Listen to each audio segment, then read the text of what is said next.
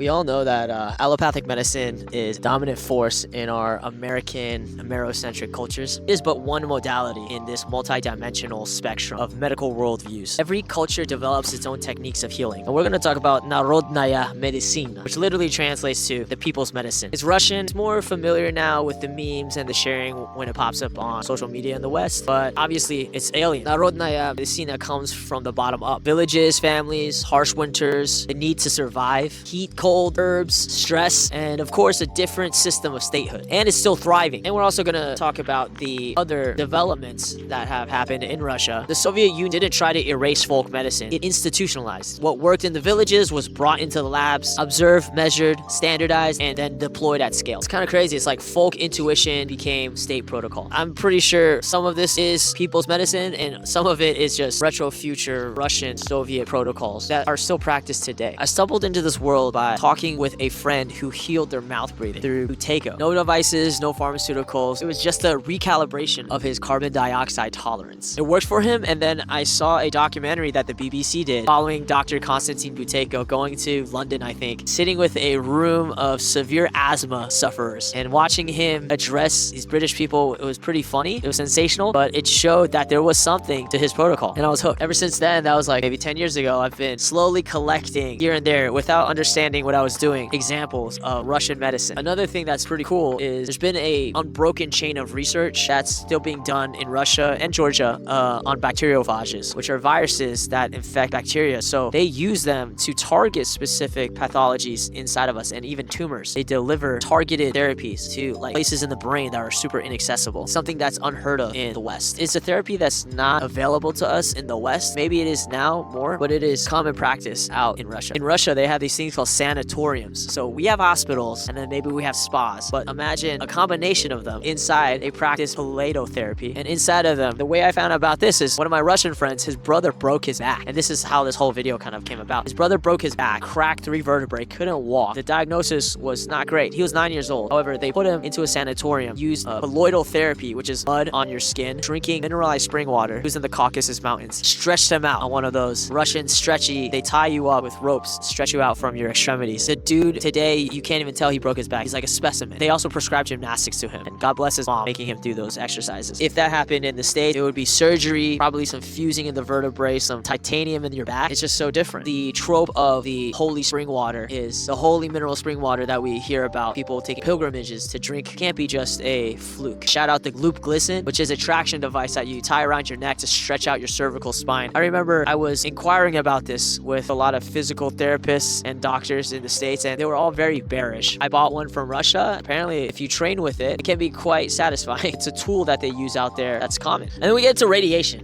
There's this fantastic Kyle Hill episode that just came out talking about linear no threshold. It's the idea that, frankly, any amount, any dose of radiation is harmful. The evidence for strict linearity is super weak, and I don't think biology works that way. And neither do the Russians, apparently. So whereas in the States, when you have a house, for example, with a basement, and then you get a inspection and then there's radon, they detect radon, that is a very expensive piece of information because now you have to remediate. Did you know that in Russia they have radon sanatoriums and radon hot springs where people go to immerse themselves in caves that have radon gas in order to expose themselves to these low levels of background radiation? They also have radon hot spring where you will go bathe in waters that are slightly radioactive, as well as drink radon infused mineral water. They do this for therapy. Russia's got apitherapy, which is bee venom. You can sting yourself. I remember a friend self-administering it to cure his chronic Lyme disease. Apparently, it's not just good for Lyme disease. There's tons of other conditions that it addresses in Russia. On the subject of using other organisms, herudotherapy, leeches. It's a form of bloodletting. Leeches are a punchline, a virtue signal in the West on how much more advanced and progressed we are, that we're no longer medieval. I'm going to link some clinics in Russia. You can go see for yourself where they apply these leeches. There has to be something there. They grow these leeches in labs. It seems to be very normal. I'm going to make a whole video on bloodletting in the future. It's important. If you understand circulation, blood pressure, inflammation, then bloodletting is a conversation that we should dive more deeply into, especially for men. Adaptogens. It's cliche now, but it's a great example of people's medicine becoming institutionalized. Where folk medicine understood all these plants and their healing factors, the Soviets gave it to their miners, probably with a lot of problems with their lungs, their cosmonauts, their Olympic athletes. Gonna get into all of the exogenous hormone testing that that is still being translated these days, that we're still discovering what they did back in the day. You have Banya therapy, which is, contrast therapy. Wim Hof popularized it in the past 10 years, but this is ancient for these Slavics. There's a growing body of work showing what heat shock proteins do, but why do we even need these studies when it's baked into your lifestyle? And then, we kind of go to like the kind of Soviet stuff, magnetotherapy, basically exposing yourself to strong magnetic fields, UV blood irradiation, and take blood out of you, circulate blood outside of you, expose it to different wavelengths of light, put it back into you. There's been studies that show that it's effective with different types of viral infections, bacteria infections. And then you have like the manual visceral manipulation where they like literally move organs inside your body. There's lots of cultures that practice this. Russia has its own style. All of this couldn't work. Who knows? It's just a demonstration on how diverse this world is and how much we need to question. Yeah, I had some time out here to collect my thoughts. It all came to me when my Russian friend told me about the story with his brother, when I realized like I should aggregate all of my experience. It's quite amazing when you heal a broken spine. It's a fun thing to think about, and I think it's useful for us to know that there is a lot more out there than what we're just exposed to day to day. So this is Techfluid. Stay fluid in your texts and stay sharp. Peace.